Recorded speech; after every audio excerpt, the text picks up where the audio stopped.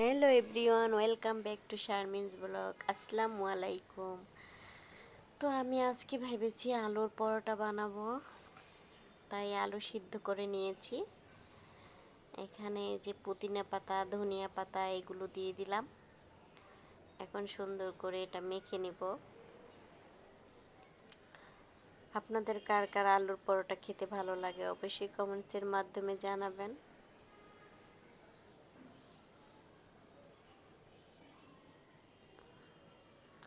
এই যে এখানে আমি একে একে সব মশলাগুলো দিয়ে নিচ্ছিলাম। এখন মিক্সড করে নিব।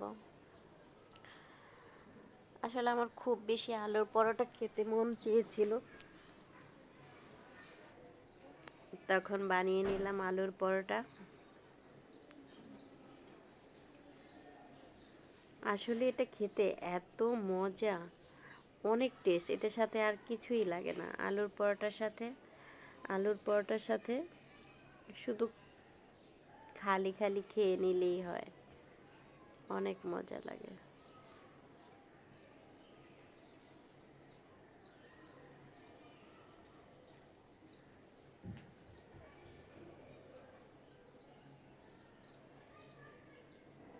যেমন আলুর ভর্তাটা হয়ে গেল।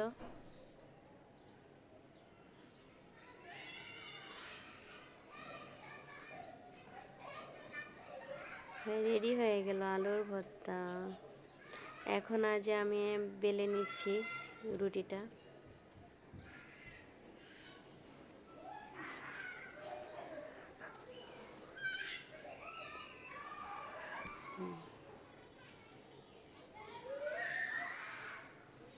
যেভাবে আপনারা যে কোনোভাবেই, যেভাবে সুবিধা হয় সেভাবেই করে নিতে পারেন। যেভাবে সুবিধা সেভাবে করলেই হবে।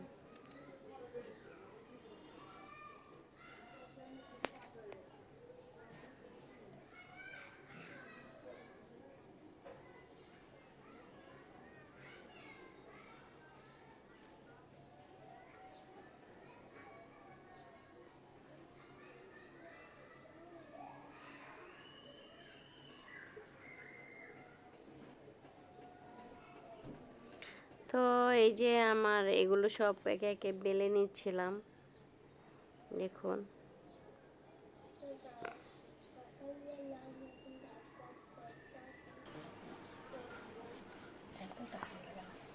এই যে তৈরি হয়ে গেল মজাদার আলুর পরোটা। আসলে ফার্স্ট টাইম তো, অন্য আর একদিন আর একটু ভালো করে দেখাবো। এখন আমি ফার্স্ট টাইম করলাম আর কি। এই যে হয়ে মানে চুলায় দিয়ে দিলাম। আমি অবশ্য সরিষা তেল তেল দিয়ে ভেজেছি। আপনারা ইচ্ছা করলে যে কোনো তেল ইউজ করতে পারেন, প্রয়োজনে ঘি ইউজ করতে পারেন, ডালডা ইউজ করতে পারেন, এটা আপনাদের ব্যাপার। তো আমার ভিডিওটি ভালো লাগলে অবশ্যই লাইক করবেন, শেয়ার করবেন, আর পাশে থাকবেন। আর এরকম মজাদার মজাদার আলুর পরোটা বানিয়ে তৈরি করে খাওয়াবেন, আমাদেরকেও খাওয়াবেন।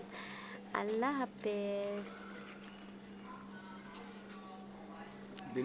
অনেক ইয়াম্মি হয়েছিল।